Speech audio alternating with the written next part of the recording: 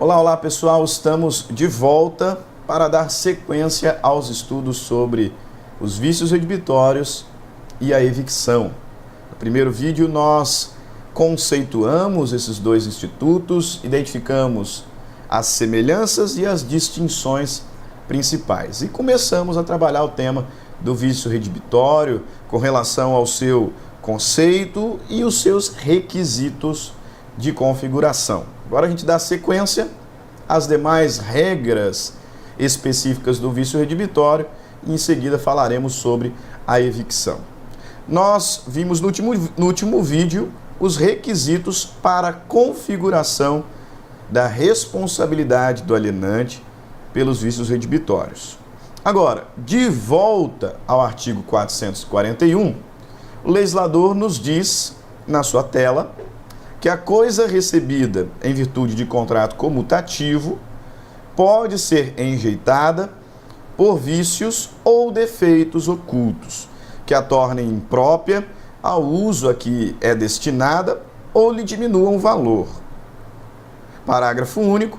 É aplicável a disposição desses artigos a doações onerosas. E artigo 442, em vez de rejeitar a coisa, redibindo o contrato, artigo 441, pode o adquirente reclamar abatimento no preço. Frente ao vício redibitório, presente os requisitos que nós já analisamos, o adquirente do bem, ele pode enjeitar a coisa, ou seja, ele pode rejeitar a coisa ou reclamar que permaneça com ela, mas se adeque às prestações do alienante e dele adquirente, ou seja, que se reequilibre as prestações, que se faça um abatimento proporcional ao defeito material existente. Por isso aqui, doutrinária e jurisprudencialmente, nós vamos afirmar que duas são as ações possíveis frente ao vício redibitório. Duas são as ações edilícias. Ações edilícias são as ações possíveis para reclamar a garantia decorrente de vício redibitório. E essas ações edilícias podem ser de duas naturezas: ações redibitórias ou ações estimatórias, também chamadas de quanti minores. A ação redibitória é aquela que tem por objeto ou objetivo resolver o contrato com a devolução do bem defeituoso e a devolução do valor que foi pago. Então, ação redibitória, aquela que tem por objetivo resolver o contrato, pleiteando a devolução integral do valor que o adquirente pagou e, é evidente, rejeitando a coisa, devolvendo a coisa defeituosa. Neste caso, se provado que o alienante sabia do vício, ainda é possível a reclamação por perdas e danos. Por isso, já havia dito, o que interessa é que o adquirente não soubesse do vício. Porque se o alienante não sabia, ele ainda assim será responsabilizado. Mas, dada a boa-fé subjetiva, ele não poderá ser cobrado por perdas e danos. Se ele, alienante, soubesse, além da redibição, nesse primeiro caso, ele ainda poderá ser obrigado a pagar perdas e danos, por conta da sua má-fé subjetiva. Sabia do vício. Mas, se não for o caso de inutilização do bem, se não for o caso de um defeito que torne a coisa imprópria para o uso a que se destina, mas um defeito que diminui o seu valor, ao invés de rejeitar a coisa e resolver o contrato, o adquirente pode pedir o reequilíbrio, a reequiparação das prestações. Então, ele pode requerer que permaneça com a coisa defeituosa, mas com o devido abatimento no preço. E isso ele fará por meio desta ação chamada ação estimatória ou ação quanti minores. Ação estimatória, ação quanti minores, é, portanto, aquela que tem por objetivo o abatimento do valor pago pela coisa, em razão do vício descoberto. Eu não quero resolver o contrato, eu não quero devolver o bem, quero manter o contrato, ficando com a coisa, mas quero o abatimento no preço. Afinal, a existência desse vício diminui o seu valor, e logo o valor que eu paguei não foi um valor justo. A minha prestação foi bem mais onerosa do que a prestação do alienante. Mais uma vez, se o alienante sabia do vício, pode ser responsabilizado por perdas e danos. Se não sabia, ele ainda assim será responsabilizado pelo vício redibitório, mas não há que se falar em perdas e danos. Esta questão da perdas e danos, nós encontramos lá no artigo 443, na sua tela, que diz: se o alienante conhecia o vício ou defeito da coisa, restituirá o que recebeu com perdas e danos. Se não conhecia, tão somente restituirá o valor recebido, mais as despesas do contrato. Não há, portanto, que se falar em perdas e danos. Última vez que digo, importa que o adquirente não saiba do vício quando do recebimento da coisa. Se o alienante sabia, ele responderá com perdas e danos.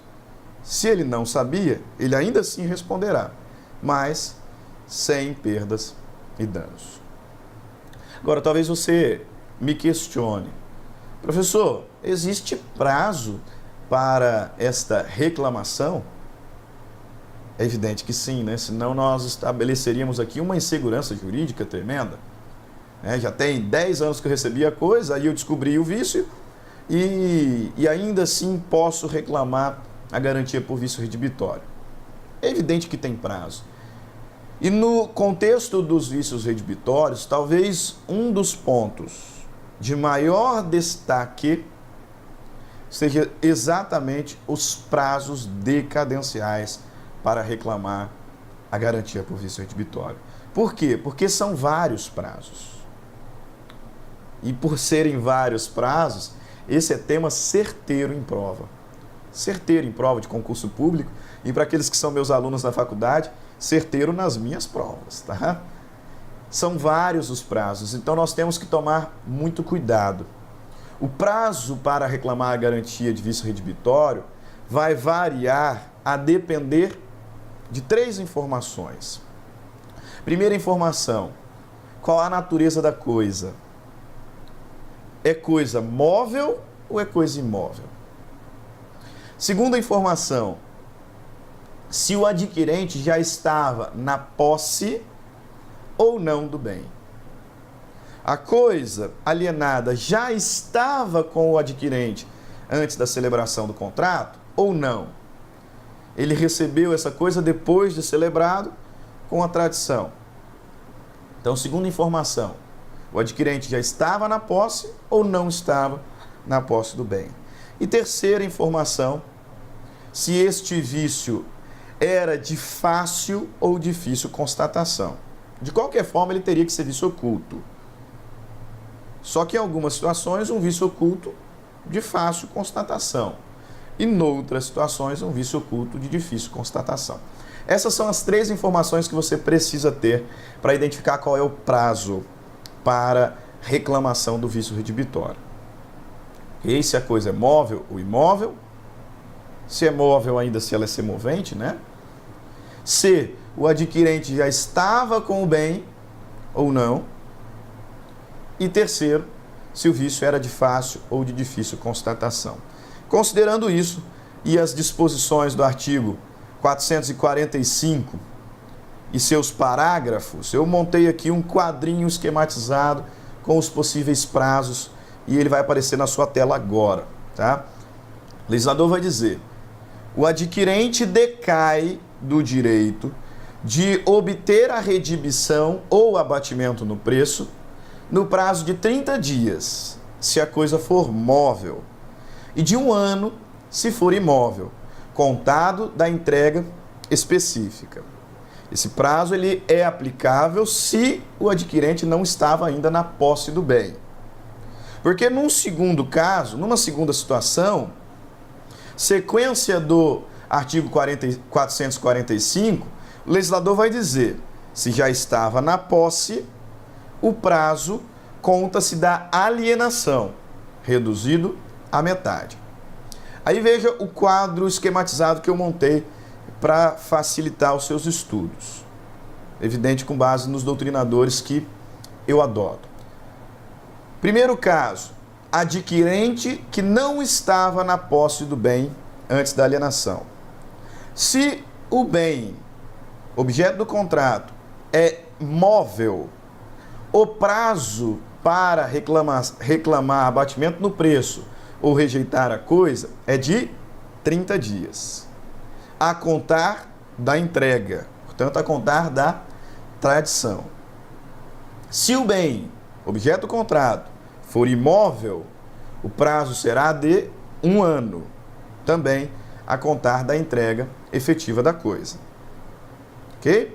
Então, se o adquirente não estava na posse do bem antes da celebração do contrato, o bem é móvel, prazo de 30 dias, a contar da entrega efetiva. Imóvel, 1 ano, a contar também da entrega específica. Entrega efetiva.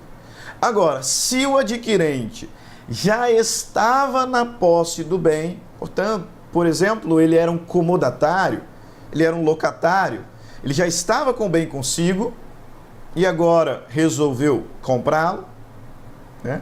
Se o adquirente já tinha a posse do bem antes da celebração do contrato, esses prazos cairão para a metade. E como ele já estava com o bem, eu não vou contar da entrega. Vou contar da alienação. Então, no nosso quadrinho, se o adquirente já estava na posse do bem e o bem era bem móvel, o prazo será de 15 dias, a contar da alienação, não da entrega. E se o bem for imóvel, prazo de 6 meses, também a contar da alienação. São os 2 primeiros cenários que nós temos.